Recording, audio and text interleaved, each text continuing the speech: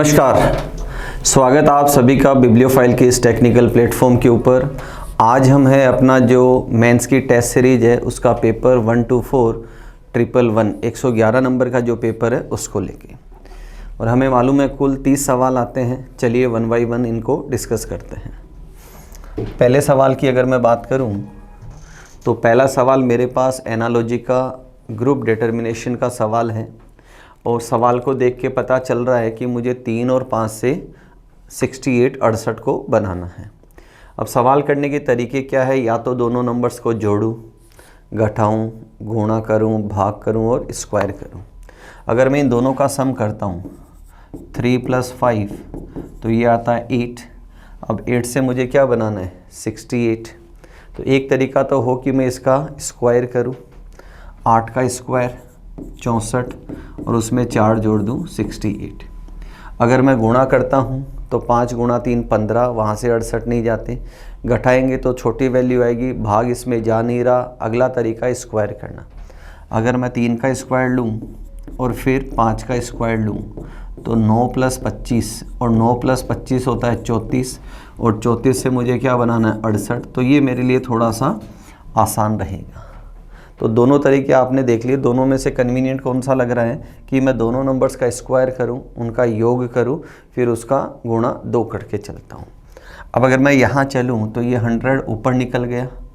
Third option पे अगर मैं जाऊं तो यहाँ 2 का स्क्वायर + 1 का स्क्वायर, तो 4 + 1 = 5, गुणा 2 करूँ तो नंबर कितना आ जाएगा 10।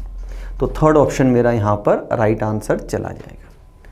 अगले प्रश्न की तरफ चलते हैं।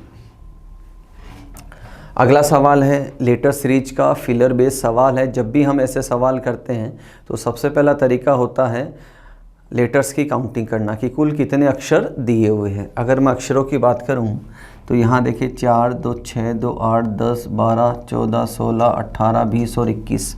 कुल कितने अक्षर है 21।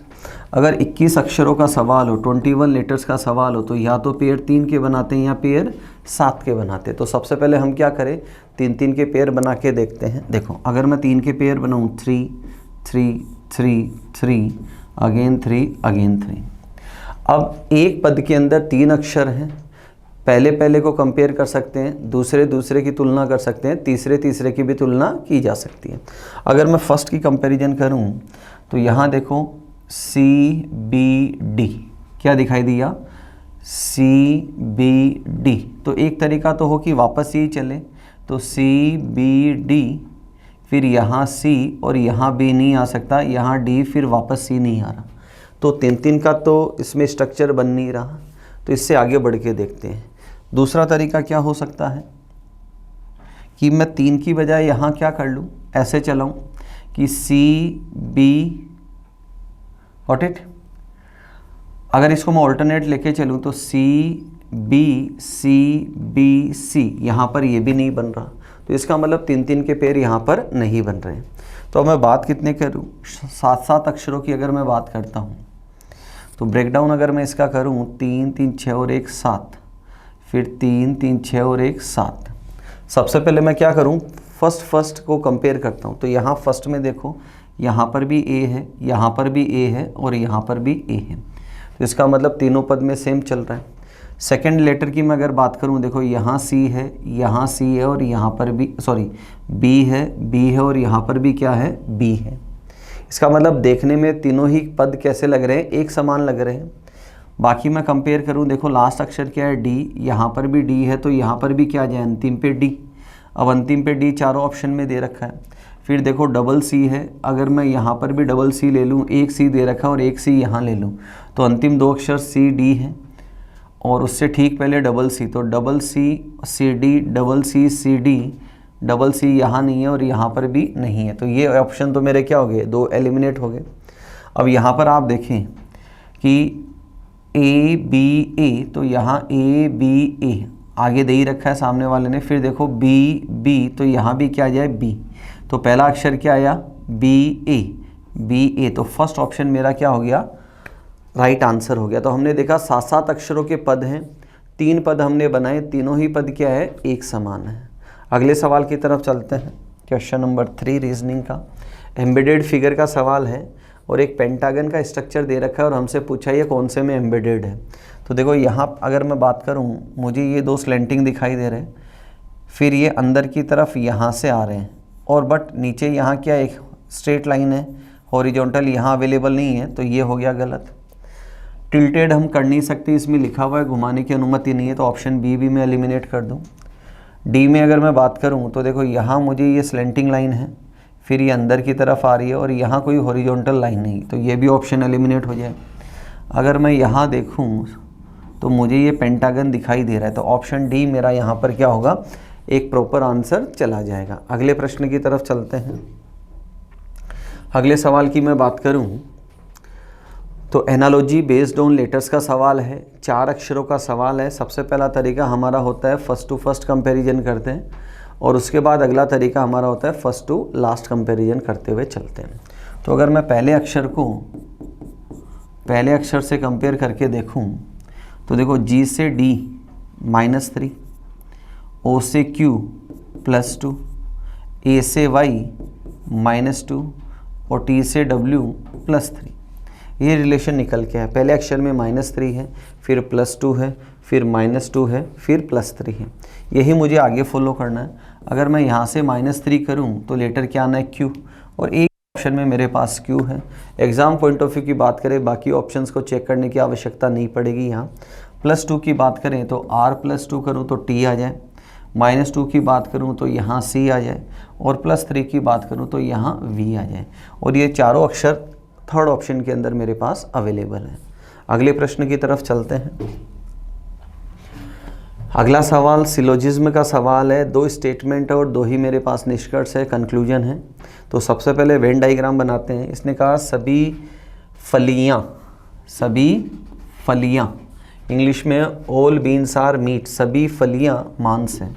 तो ये फली है और सारी फलियां क्या हैं, मांस हैं। आगे दे रखा है सभी रोटियां मांस है, ऑल ब्रेड्स आर मीट। तो यहाँ मैं बगल में क्या बना देता हूँ, रोटी। Got it. अब पहला कंक्लूजन है फली और रोटी के बीच। तो हमने देखा फली और रोटी के बीच यहाँ कैसा रिलेशन है, पॉसिबिलिटी है, दोनों एक दूसरे को इंटरसेक्ट नहीं कर रहे हैं, दोनों के मध्य नेगेटिव साइन भी नहीं है, तो पॉसिबिलिटी। तो ये पॉसिबिलिटी में कैसा कंक्लूजन है मेरे पास, पॉजिटिव। अब मुझे क्या चाहिए, नेगेटिव। सम आर के साथ चाहिए नो वन, कुछ है के साथ चाहिए कोई नहीं, वो अवेलेबल नहीं है। सेकंड भी पॉसिबिलिटी है पॉजिटिव और नेगेटिव अवेलेबल नहीं है, तो दोनों को ही मैं क्या कर दूंगा, गलत कर दूंगा। इसका मतलब पहला और दूसरा दोनों ही निष्कर्ष इसको फॉलो नहीं करते हैं। अगले प्रश्न की तरफ चलते हैं। डाइस का सवाल है। 3 डाइस मुझे दी हुई है। जब भी हम मल्टीपल डाइस का सवाल करते हैं तो हमने क्या सीखा है, हम ऐसी 2 डाइस की तुलना करते हैं जिनकी केवल एक सतह समान हो।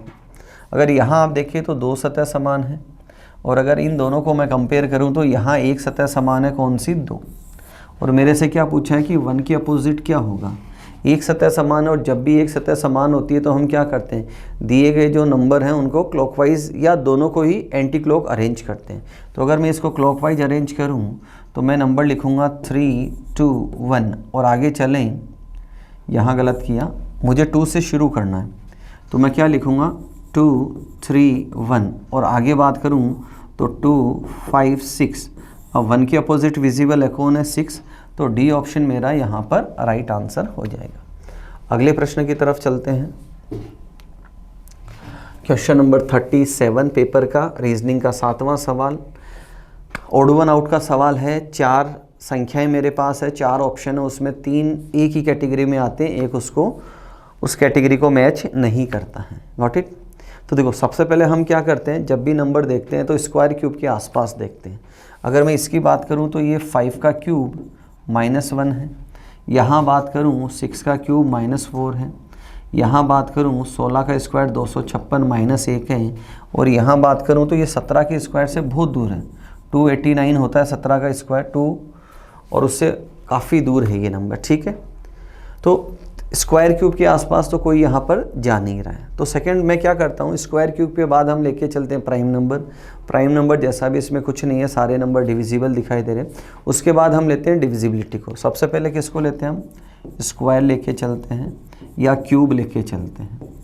उसके बाद हम प्राइम नंबर्स को फॉलो करते हैं। और प्राइम नंबर्स के बाद हम क्या करते हैं, डिविजिबिलिटी को लेते हैं। तो ये डिविजिबिलिटी में जा रहा है कि यहाँ देखो लास्ट के 2 नंबर, लास्ट के 2 नंबर और लास्ट के 2 नंबर, तो ये तीनों ही ऑप्शन क्या है, डिविजिबल बाई 4 है, डिविजिबल बाई 4 है।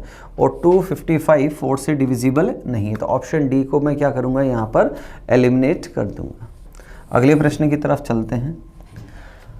मिरर रिफ्लेक्शन का सवाल है। मिरर ईस्ट की ओर है, इसका मतलब रिफ्लेक्शन किधर होगा, रिफ्लेक्शन होगा लेफ्ट टू राइट, रिफ्लेक्शन किधर होगा, लेफ्ट टू राइट। तो सबसे पहले क्या, जो ये एरो है ये डाउनवर्ड ही मिलेगा, तो डाउनवर्ड यहाँ पर है, यहाँ पर नहीं है, यहाँ पर है और यहाँ पर नहीं है, तो 2 ऑप्शन तो एलिमिनेट हो गए। फिर ये जो बिजली चमकने जैसा स्ट्रक्चर दिखाई दे रहा है, ये फ़िलहाल किधर है, ये फ़िलहाल है साउथ ईस्ट की तरफ, तो जब ये इस तरफ आएगा तो ये आ जाएगा साउथ वेस्ट में। अब साउथ वेस्ट में कौन से में, ए में नहीं है, सी के अंदर है, तो ए को मैं गलत कर दूंगा, सी ऑप्शन मेरा यहाँ पर राइट आंसर हो जाएगा। अगले प्रश्न की तरफ चलते हैं। अगला सवाल है काउंटिंग ऑफ फिगर्स का सवाल है हमारे सामने। मुझे इसमें ट्राइंगल की काउंटिंग करनी है, तो सबसे पहले क्या करता हूँ, मैं जितने भी पॉइंट्स हैं उनके ऊपर कुछ उनका एड्रेस डालते हुए चलता हूँ, ठीक है। तो थोड़ा सा स्पेस बनाते हैं यहाँ पर, देखें ए बी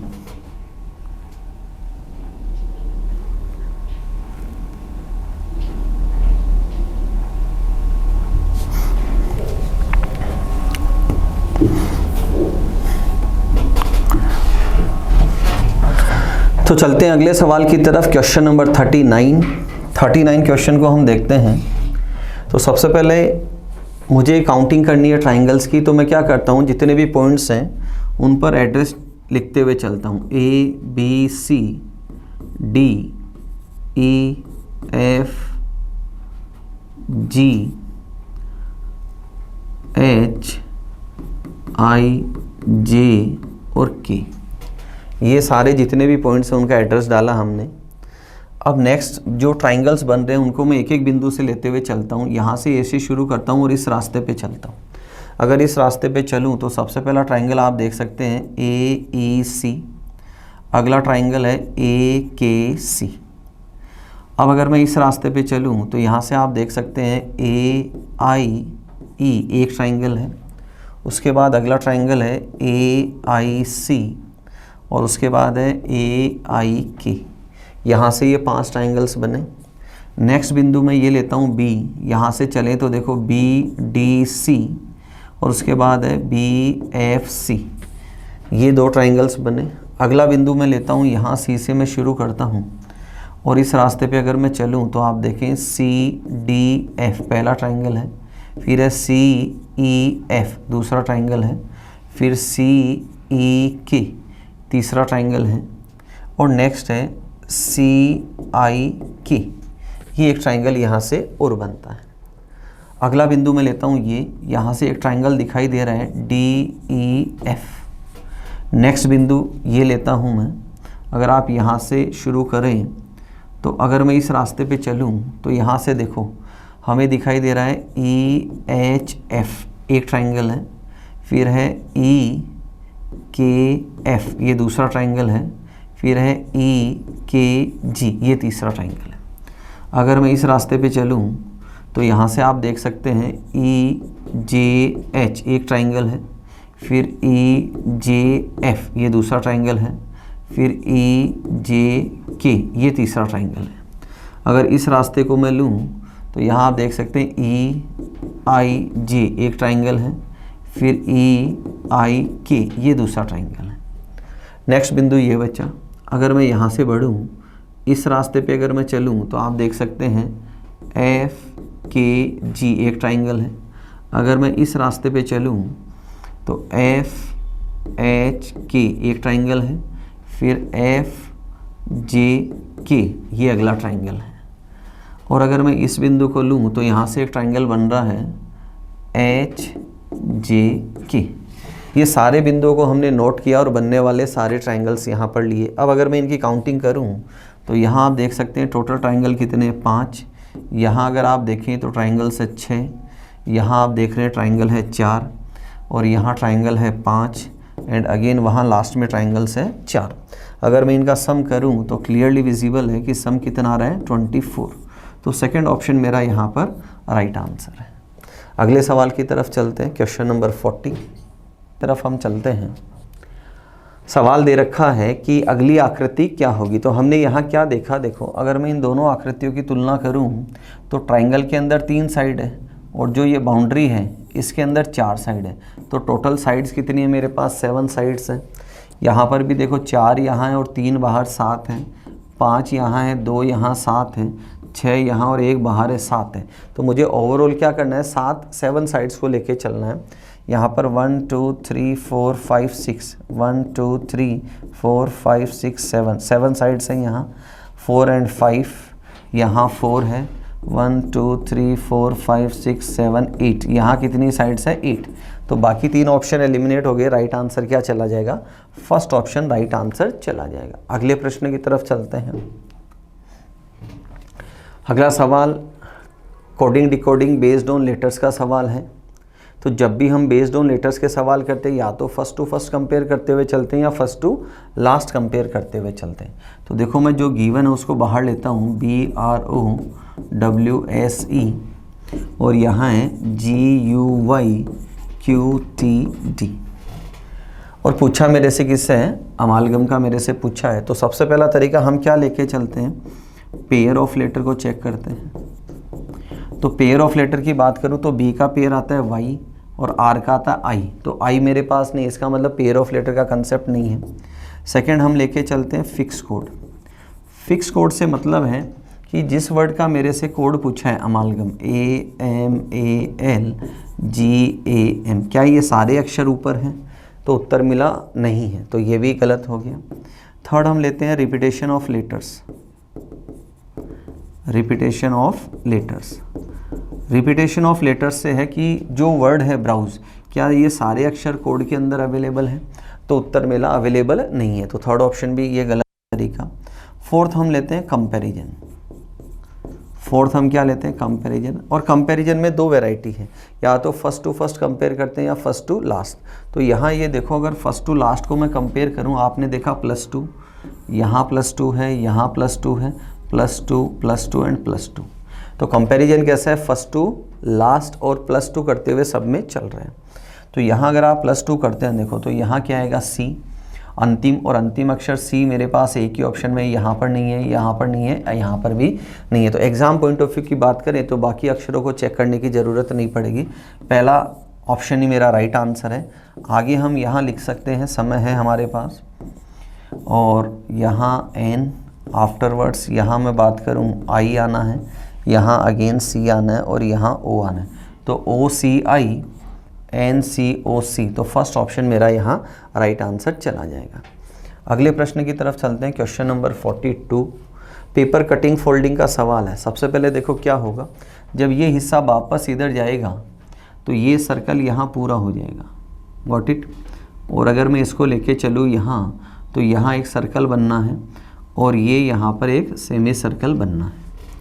अब जब यही हिस्सा वापस इस तरफ आएगा तो इस तरफ कितने सर्कल दिखाई दे रहे हैं, 3 कंप्लीट सर्कल दिखाई दे रहे हैं, तो वही 3 वापस उस तरफ जाएंगे। तो हमने देखा कि ये पूरा होना है, यहाँ पर एक ये पूरा होना है, बगल के अंदर क्या होना है, ये वाला इधर जाएगा, यहाँ पर ये यहाँ सर्कल आना है और ये सर्कल यहाँ आना है। तो ओवरऑल कितने सर्कल बने मेरे पास, 8। इन 4 का एक ग्रुप बनेगा और बाकी 4 का एक ग्रुप बनेगा। तो यहाँ देखो ये 4 का एक ग्रुप दिखाई दे रहा है, बाकी 4 हमें दिखाई दे रहे हैं, तो ऑप्शन फर्स्ट क्या चलेगा, मेरा राइट आंसर चला जाएगा, गॉट इट। यहाँ आप देखिए ये कंप्लीट नहीं है, यहाँ आप देखिए 4 का क्लस्टर मेरे पास नहीं आ रहा है, यहाँ पर ये मिड के अंदर अननेसेसरी दे रखा है, इसलिए बाकी ऑप्शंस को हम क्या करेंगे, एलिमिनेट करते हुए चलेंगे। अगले प्रश्न की तरफ चलते हैं, क्वेश्चन नंबर 43, रीजनिंग का 13वां सवाल, ब्लड रिलेशन का सवाल दे रखा है। सवाल को पढ़ते हैं। इसने कहा X is the mother of A, X माता है A की। आगे दे रखा है Y is the sister of B is father, Y B के पिता की बहन है, B की बुआ मतलब B के पिता की बहन है। तो बाहर लिखते हैं इसको, B के पिता की बहन कौन है, Y। फिर इसने कहा R B के पिता हैं, R B के पिता हैं, R is the father of B। आगे दे रखा है A और Z बहनें, A and Z are sisters, A और Z बहनें हैं। तो दोनों कौन होगी, फीमेल। आगे दे रखा है B is the brother of Z, B Z का भाई है, बी भाई है किसका, जेड का। तो यहाँ ले लूँ कि बी भाई है किसका, जेड का है, जेड का तो है तो ए का भी होगा। अब यहाँ देखो बी का पिता कौन है, आर, और माता है एक्स, तो यहाँ मैं ले लेता हूँ कि ये आर है। और फिर दे रखा है कि आर की जो सिस्टर है वो कौन है, वाई है। डायग्राम कंप्लीट है। अब इसने कहा आर का एक्स से रिलेटेड टू एक्स, तो हमें मालूम है कि रिलेशन कौन बताता है, जिस वेरिएबल से पूछा जाए वही रिलेशन बताता है। तो एक्स कॉल करेगा किसको, आर को, एक्स कॉल करे किसको, आर को, तो ये इसको क्या बोले, हस्बैंड। तो डी ऑप्शन मेरा राइट आंसर निकल जाएगा। अगले प्रश्न की तरफ चलते हैं। क्वेश्चन नंबर 44 बोर्ड मास का सवाल है। छोटा कोष्टक है, मंजिला कोष्टक है, बड़ा कोष्टक है। तो सबसे पहले क्या करते हैं, हम ब्रैकेट को सॉल्व करते हुए चलते हैं 1 बाई 1। और दिया क्या है यहाँ पर कि जहाँ प्लस है वहाँ डिवीजन लगाना है, जहाँ माइनस है वहाँ एडिशन लेना है, मल्टीप्लिकेशन माइनस है, और जहाँ डिवीजन है उसका मतलब है मल्टीप्लिकेशन।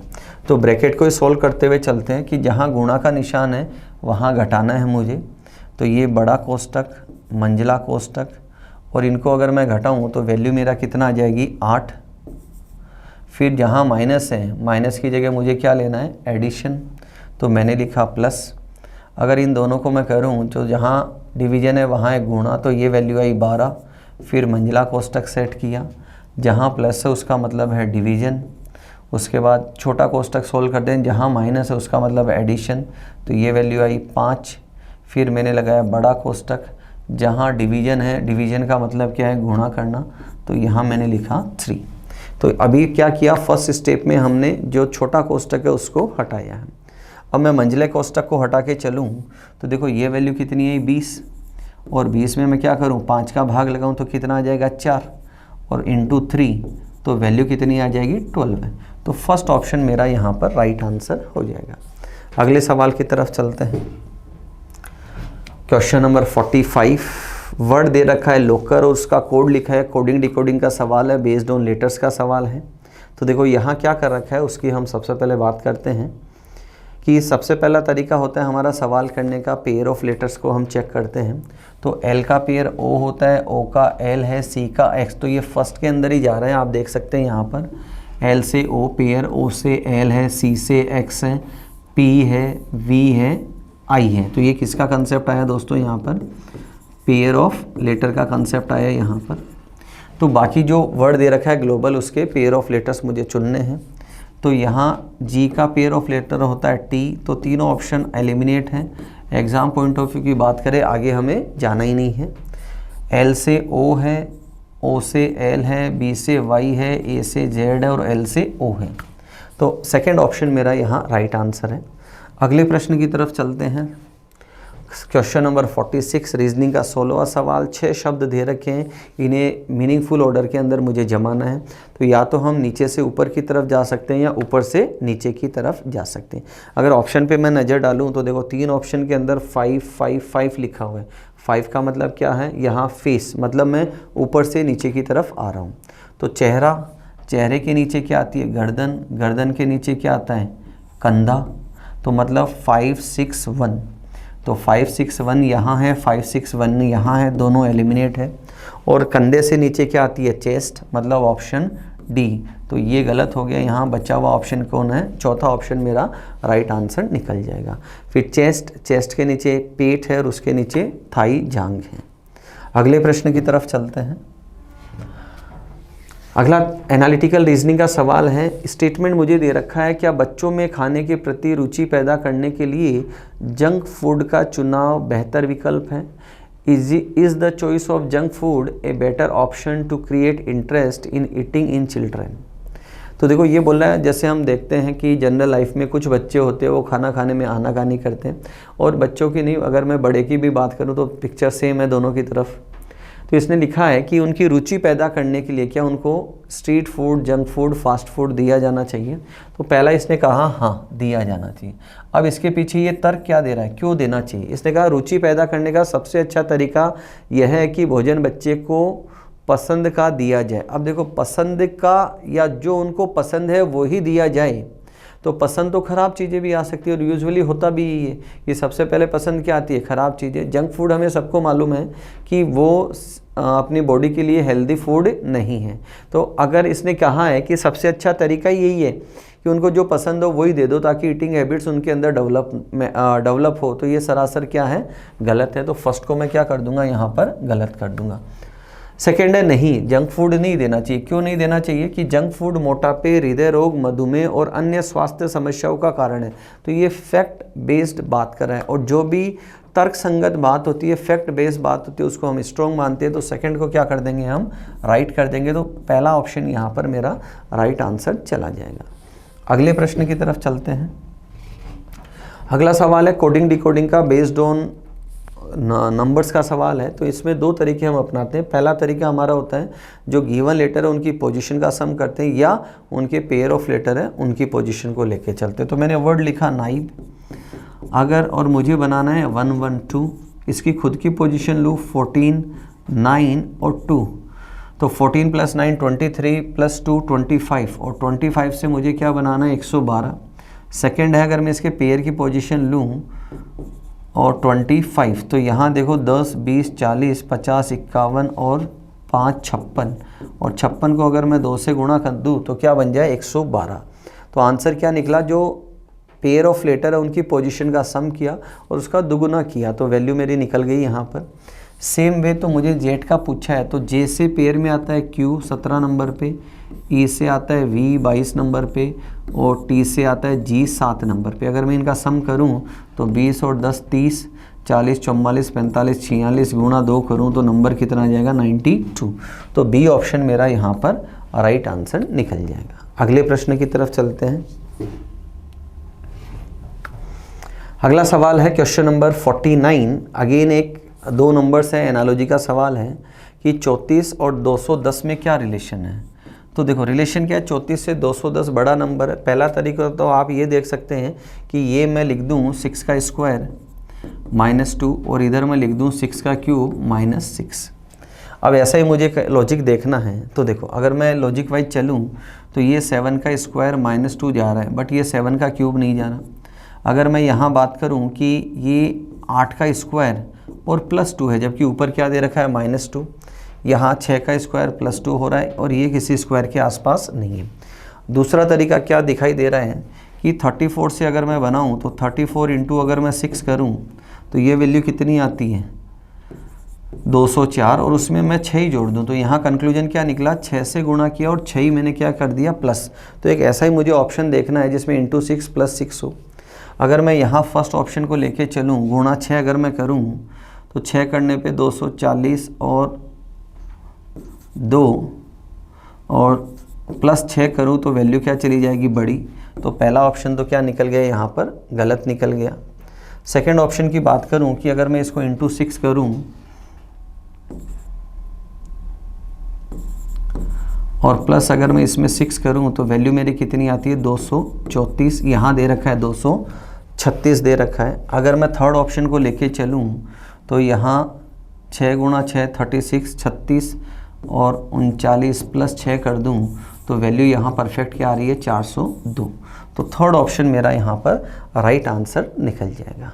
अगले प्रश्न की तरफ चलते हैं। सिटिंग अरेंजमेंट का सवाल है। 10 व्यक्ति हैं, 2 समानांतर पंक्तियाँ हैं, जो ये 5 हैं ये नॉर्थ फेसिंग है, बाकी वाले साउथ फेसिंग है। ठीक है, तो सवाल को शुरू करते हैं। देखें, पहले चेयर हमें लगानी नहीं है, तो हम जो इन्फॉर्मेशन है उसी के अकॉर्डिंग चलते हैं। पहला मुझे दे रखा है कि न तो ए और न ही बी पंक्ति के अंतिम छोर पर है, तो हमने यहाँ लिख लिया कि ए और जो बी है वो एंड के ऊपर नहीं है। आगे दे रखा है ए बी के राइट दूसरे स्थान पर है। ए कहाँ है? बी के राइट दूसरे, ये बी है, और बी के राइट दूसरे नंबर पे कौन है? ए है। आगे दे रखा है वह व्यक्ति जो बी के सम्मुख है, जेड का निकटतम पड़ोसी है। तो इसको मैंने क्या लिखा कि जो बी के अपोजिट हैं वो यहाँ जो है इसके अगल बगल में कौन बैठा है? इसके अगल बगल में जेड बैठा है। आगे दे रखा है वाई जेड के लेफ्ट दूसरे स्थान पर है। किसके लेफ्ट? जेड के लेफ्ट। अब देखो इन जेड का फेस किधर है? साउथ की तरफ है। और जब साउथ फेसिंग होता है तो लेफ़्ट हमारा राइट होता है, राइट हमारा लेफ़्ट होता है। इसने कहा जेड के लेफ़्ट, तो जेड मैंने यहाँ लिया और जेड का लेफ़्ट किधर चलेगा, हमारे राइट की तरफ चलेगा, तो पहला और दूसरा यहाँ कौन आ जाएगा, वाई आ जाएगा। इसने फिर कहा कि जो वाई के सम्मुख है, जो वाई के सम्मुख है, तो 1 2 3, तो वाई के सम्मुख ये वेरिएबल है, और जो वाई के सम्मुख है वह सी के लेफ़्ट दूसरे स्थान पर है। वो कहाँ है, सी के लेफ़्ट दूसरे स्थान के ऊपर है। इसका मतलब 5-5 लोगों की क्या होगी, पोजीशन क्लियर होगी। अब एक इन्फॉर्मेशन मैं इसको उठाता हूँ कि इसने बोला कि जो बी के अपोजिट है वो जेड का पड़ोसी है, तो जेड का पड़ोसी यही है, और ये किसके अपोजिट है, बी के अपोजिट है। फिर मैं इस इन्फॉर्मेशन को लेता हूँ कि बी के राइट सेकंड नंबर पे कौन है, ए, तो यहाँ बी और इसका राइट इस तरफ है अपने राइट, और यहाँ कौन आया, ए। तो अभी तक जितना कुछ दिया वो हमने नोट कर लिया है। आगे दे रखा है डब्लू वी के राइट दूसरे नंबर पे है। डब्लू कहाँ है, वी के राइट दूसरे नंबर पे। अगर मैं वी यहाँ लूँ तो डब्लू यहाँ नहीं, तो वी और वी के राइट कौन है, डब्लू दूसरे नंबर पे। बचा हुआ वेरिएबल कौन है, एक्स, तो यहाँ आ जाएगा एक्स। आगे दे रखा है डी ए का पड़ोसी नहीं है, डी ए का पड़ोसी नहीं है, तो ए के बगल में डी नहीं आएगा, तो डी को मैं यहाँ ले लेता हूँ। बचा हुआ वेरिएबल कौन है, ई, तो यहाँ कौन आ जाएगा, ई। अब इसने पूछा है ई के अपोजिट कौन है, तो दिखाई दे रहा है ई के अपोजिट कौन है, वाई, तो फर्स्ट ऑप्शन मेरा यहाँ पर राइट आंसर चला जाएगा। अगले प्रश्न की तरफ चलते हैं। अगेन एक सवाल और है मेरे पास, क्वेश्चन नंबर 51 रीजनिंग का 21वां सवाल। सिटिंग अरेंजमेंट का सवाल है। एक बैठक कक्ष में 8 शिक्षक, 8 लोग हैं और एक स्क्वायर टेबल है। 8 लोग हैं, स्क्वायर टेबल है, और इसमें से कुछ भुजाओं पर बैठे हैं, ठीक है, और 4 कोनों पर बैठे हैं, और सभी का चेहरा किधर है, टूवर्ड सेंटर। और जब चेहरा केंद्र की ओर होता है तो हमें मालूम है कि जो राइट है वो एंटी क्लॉकवाइज चलता है और जो लेफ़्ट है वो क्लॉकवाइज चलता है। थोड़ा सा स्पेस बनाते हैं यहाँ पर, देखें।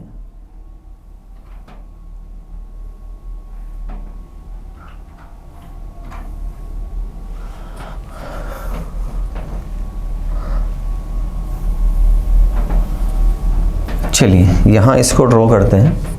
तो ये एक वर्गाकार टेबल है और 4 कोने पर 4 भुजा के मध्य में बैठे हैं, और राइट किधर होगा,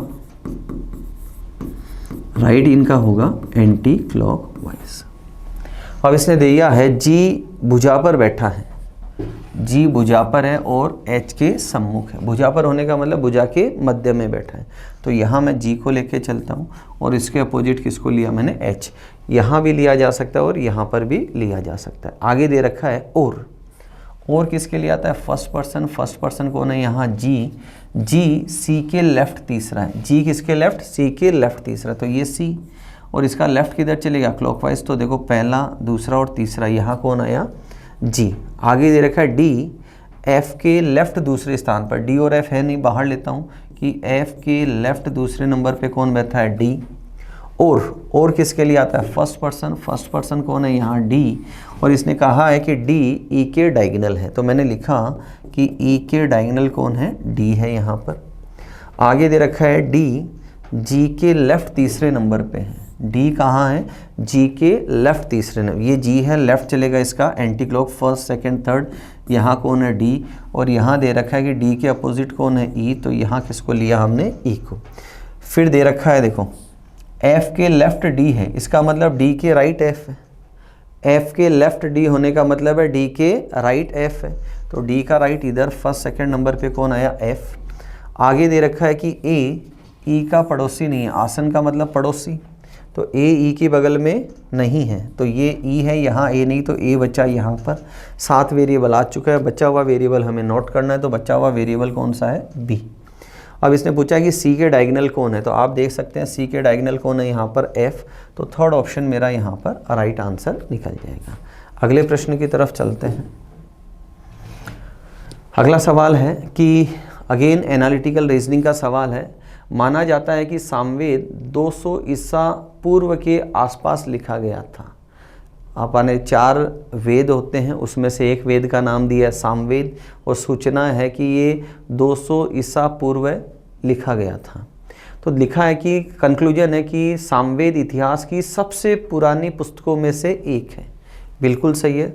ईसा काल से 200 वर्ष पूर्व लिखा गया, मतलब काफ़ी एंशियंट बुक है। और जितनी भी एंशियंट बुक है उनमें से एक ये बुक होगी, क्योंकि ये भी काफ़ी पुरानी है। तो बिल्कुल तर्कसंगत है बात।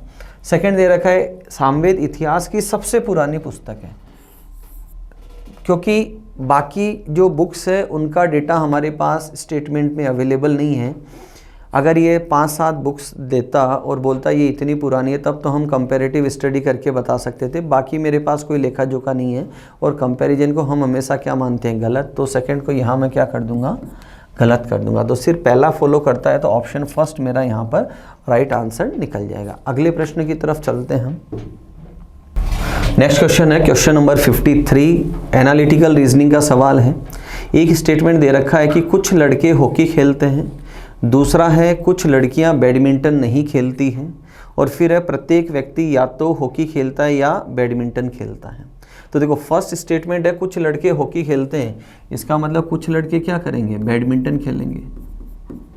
कुछ क्या करेंगे, बैडमिंटन खेलेंगे, क्योंकि दिया क्या है कि या तो हॉकी खेलता है या बैडमिंटन खेलता है, मतलब दोनों गेम नहीं खेलेगा। तो कुछ लड़के हॉकी खेलते हैं, तो बाकी के क्या करते हैं, बैडमिंटन खेलते हैं। तो पहला कंक्लूजन दे रखा है लड़के बैडमिंटन नहीं खेलते, जबकि हमने यहाँ से क्या कंक्लूजन निकाला कि कुछ लड़के बैडमिंटन खेलते हैं। तो पहला तो क्या हो जाएगा, गलत। सेकंड है कुछ लड़कियाँ बैडमिंटन नहीं खेलती, इसका मतलब कुछ लड़कियाँ क्या करेगी, हॉकी खेल लेगी, क्योंकि इसने बोला या तो बैडमिंटन खेलते हैं या हॉकी। इसने बोला कुछ लड़कियां बैडमिंटन नहीं खेलती, तो जो बैडमिंटन नहीं खेलती वो क्या कर रही है, वो हॉकी खेल रही है। तो सेकंड वाला क्या चला जाएगा, बिल्कुल सही। नेक्स्ट है कोई भी ऐसा नहीं है जो हॉकी और बैडमिंटन दोनों खेलता है, और यही इसने लिख रखा है कि प्रत्येक या तो हॉकी खेलता है या बैडमिंटन खेलता है, दोनों गेम नहीं खेलता है। तो थर्ड वाला भी क्या है यहाँ पर सही। तो सेकेंड और थर्ड यहाँ राइट है, इसका मतलब ऑप्शन सी मेरा राइट आंसर है। अगले प्रश्न की तरफ चलते हैं। क्वेश्चन नंबर सवाल है अपना एरिथमेटिक का सवाल है। सवाल दे रखा है कि बस से यात्रा करते समय एक व्यक्ति ऑटो रिक्शा को किए गए भुगतान के 10 गुना से 60 रुपये अधिक खर्च करता है। बस का किराया कितना बताया, जो ऑटो का किराया था उसके 10 गुना से 60 रुपये अधिक। तो मैंने माना कि जो बस का किराया है उसको तो मैंने बी मान लिया, और जो ऑटो का किराया है उसको मैंने क्या मान लिया, ए मान लिया। तो बस का किराया कितना है कि जो बस का किराया है वो ऑटो के किराए के 10 गुना से 60 अधिक है, ठीक है। फिर इसने कहा कि उसके द्वारा खर्च की गई कुल राशि, उसके द्वारा खर्च की गई कुल धनराशि ऑटो रिक्शा के लिए भुगतान के लिए किए गए किराए की 13 गुना है। उसने कुल कितना खर्च किया, तो कुल जो खर्चा था ऑटो रिक्शा का जो किराया है उससे 13 गुना उसने खर्च किया। तो ऑटो का किराया हमने माना था ए, तो इसने टोटल खर्चा कितना किया, 13A किया। बताइए कि उसने बस और ऑटो पर कुल मिलाकर कितनी राशि खर्च की। तो देखो ऑटो का किराया ए है, बस का किराया है 10A + 60, और ये दोनों किसके बराबर, 13A के बराबर है। ये सम कितना आया, 11A + 60 = 13A। तो 13A - 11A = 60, 2A = 60, A = 30। तो ऑटो का किराया कितना निकल कर आया, 30 रुपीज़। ऑटो का किराया कितना है, 30 रुपीज़, और बस का किराया कितना है, 30 × 10, 300 + 60, तो यह आया 360। तो टोटल किराया कितना निकल कर आया यहाँ पर, 390 रुपये। तो ऑप्शन बी मेरा यहाँ पर राइट आंसर निकल जाएगा। अगले प्रश्न की तरफ चलते हैं। क्वेश्चन नंबर 55, सहारा एक रेगिस्तान का नाम है जो अफ्रीका के अंदर मौजूद है। तो ऐसा ही एक रिलेशन मुझे देखना है। गिब्सन और सैंडी दोनों ही वेस्टर्न ऑस्ट्रेलिया के अंदर हैं। थार जो है इसका कुछ हिस्सा भारत में है और कुछ हिस्सा पाकिस्तान में है। तो बचा कौन सा, गोबी मरुस्थल जो एशिया के अंदर है। तो डी ऑप्शन यहाँ पर राइट आंसर निकल जाएगा। अगले प्रश्न की तरफ चलते हैं। Question number 56, Australia Sydney OR, Sydney Australia के अंदर है। एम्स्टर्डम जो है वो नीदरलैंड की कैपिटल है, नीदरलैंड की कैपिटल है, तो इसका इससे कोई लेना देना नहीं है। तो रिलेशन आ जाएगा फर्स्ट कि ये सिडनी है जो कहाँ है, ऑस्ट्रेलिया में, और एम्स्टर्डम अलग हो गया। तो फर्स्ट ऑप्शन मेरा यहाँ पर राइट आंसर चला जाएगा। अगले प्रश्न की तरफ चलते हैं। नंबर सीरीज का सवाल है और नंबर आसपास दिखाई दे रहे हैं, क्योंकि यहाँ देखो आप 10 से 21, 21 से 35, 2 गुना भी नहीं हो पा रहा है ये। तो इनका जो डिफरेंस है वो निकालते हुए हम चलते हैं। पहले दो संख्याओं का डिफरेंस है 11, अगले का डिफरेंस है 14, आगे चले तो डिफरेंस आ रहा है 21, उसके आगे डिफरेंस देखें तो आ रहा है 34, आगे देखें तो 55, और उससे भी अगर हम आगे चलें तो डिफरेंस कितना आ रहा है यहाँ पर 86, और उससे अगर मैं आगे चलूँ तो यहाँ डिफरेंस आ रहा है 129। ये पहली सीरीज के अंदर जो आंसर आए उनकी हमने बात की। अब इनमें रिलेशन निकाल कर देखते हैं। यहाँ डिफरेंस है 3 का, यहाँ डिफरेंस है 7 का, यहाँ डिफरेंस है 13 का, यहाँ डिफरेंस है 21 का, यहाँ डिफरेंस की बात करें तो 31 का डिफरेंस है, और यहाँ अगर मैं बात करूँ तो 20, 30, 40 और 43, 43 का यहाँ पर डिफरेंस है। इसी को आगे लेके जाऊँ तो यहाँ डिफरेंस है 4 का, फिर है 6 का, फिर है 8 का, फिर है 10 का, फिर है 12 का। तो फाइनल यहाँ क्या दिखाई दिया थर्ड ईयर के अंदर कि सब में 2-2 का डिफरेंस आ रहा है। यहाँ देखो आप देख सकते हैं डिफरेंस कितने का है, 2 का। तो इसी डिफरेंस को अगर मैं आगे बढ़ाऊँ तो मैं यहाँ क्या देखूँगा कि यहाँ डिफरेंस कितने का आना था 14, और अगर मैं इसको ऐड करूँ तो ये कितना आया 57, और अगर मैं इसमें ऐड करके चलूँ तो 70, 186, और 186 अगर मैं इसमें ऐड कर दूँ तो मेरी वैल्यू कितनी आनी है 6, ये दोनों गलत हैं, 8 और 6 14, फिर 5। तो डी ऑप्शन मेरा यहाँ पर राइट आंसर निकल जाएगा। अगले प्रश्न की तरफ चलते हैं। क्वेश्चन नंबर 58 इक्वलिटी इनइक्वलिटी का सवाल है, और स्टेटमेंट मेरे पास 3 है, कंक्लूजन मेरे पास 2 है। मुझे कहाँ जाना है, सबसे पहले हम ये देखते हैं कि मुझे जाना है ई से पी। तो देखो ई मुझे यहाँ दिखाई दे रहा है, और पी मुझे यहाँ भी दिखाई दे रहा है, और पी मुझे यहाँ भी। तो यहाँ मैंने रिलेशन क्या निकाला कि सबसे पहले मैं ई से कहाँ जाता हूँ Z, और उसके बाद मैं Z से कहाँ जाता हूँ P। तो हमने देखा ई से G जा सकते हैं, G से Z जा सकते हैं, Z से J जा सकते हैं, और J से P जा सकते हैं। इसका मतलब जो ये ऊपर वाला साइन है इसका तो काम हो गया कि मैं ई से P पहुंच गया। अब मुझे क्या चाहिए, हर जगह क्या चाहिए, इक्वल। हर जगह क्या चाहिए, इक्वल। इक्वल यहाँ पर है, इक्वल यहाँ पर है, यहाँ पर इक्वल नहीं है। तो पहला कंक्लूजन क्या हो जाएगा मेरा, गलत। सेकंड की तरफ अगर मैं चलूँ, मुझे जाना है के से आर की तरफ। मुझे कहाँ से कहाँ जाना है, के से आर की तरफ। तो देखो पहले मैं कहाँ जाऊँ, के से ई जाऊँ, ई से जी जाऊँ, जी से जेड जाऊँ, जेड से जे गया, जे से पी गया, और पी से आर गया। तो मैं पहुंच गया। फिर मुझे क्या चाहिए, किसी भी एक जगह सिंगल साइन चाहिए। सिंगल साइन मेरे पास अवेलेबल है, तो सेकंड कंक्लूजन मेरा राइट आंसर है। तो बी ऑप्शन मेरा चला जाएगा कि ओनली कंक्लूजन सेकंड फॉलोज। अगले प्रश्न की तरफ चलते हैं। अगेन मेरे पास सवाल है, इक्वलिटी इनइक्वलिटी का सवाल है, और सबसे पहले हमें चेक करना होता है कि मैं कौन से 2 वेरिएबल्स की बात कर रहा हूँ। तो यहाँ मैं आई और एक्स की बात कर रहा हूँ। तो देखो आई यहाँ दिखाई दे रहा है और एक्स यहाँ दिखाई दे रहा है। तो अगर मैं आई से एक्स जाऊँ तो आई से मुझे डी जाना पड़ेगा, डी से डब्ल्यू जाना पड़ेगा, डब्ल्यू से एच जाना पड़ेगा, और एच से मुझे जाना पड़ेगा एम, और फिर एम से मुझे जाना पड़ेगा यू।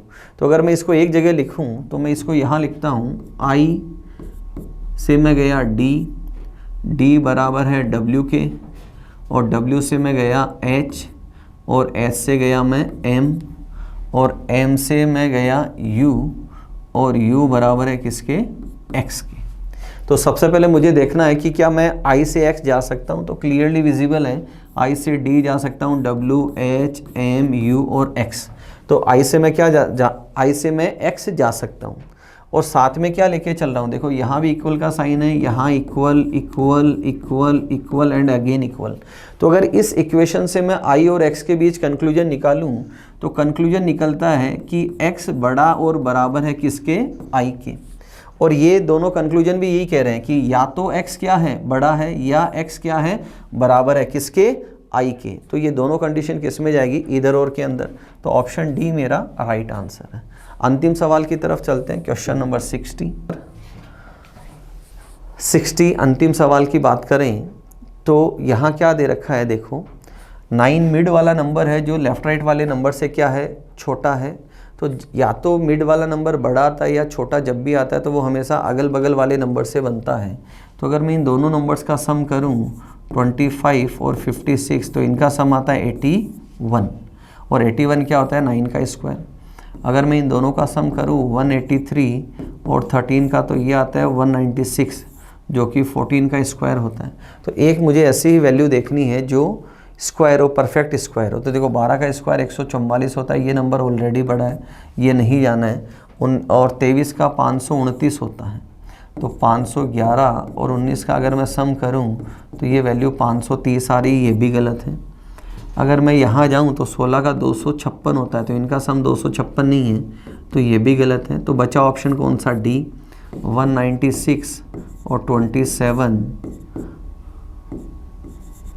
तो 225। तो ऑप्शन डी मेरा यहाँ पर राइट आंसर हो जाएगा। ये थे दोस्तों आज के पेपर के 30 क्वेश्चंस। जो कुछ भी नया मिला हो उससे अलग से सेपरेटली नोट करें। कुछ डाउट हो आप कमेंट सेक्शन में लिख सकते हैं, क्लास में पूछ सकते हैं। अगले वीडियो में मुलाकात करेंगे अगले पेपर के नए 30 सवालों के साथ। तब तक अपना ध्यान रखें, मुस्कुराते रहें। Thank you.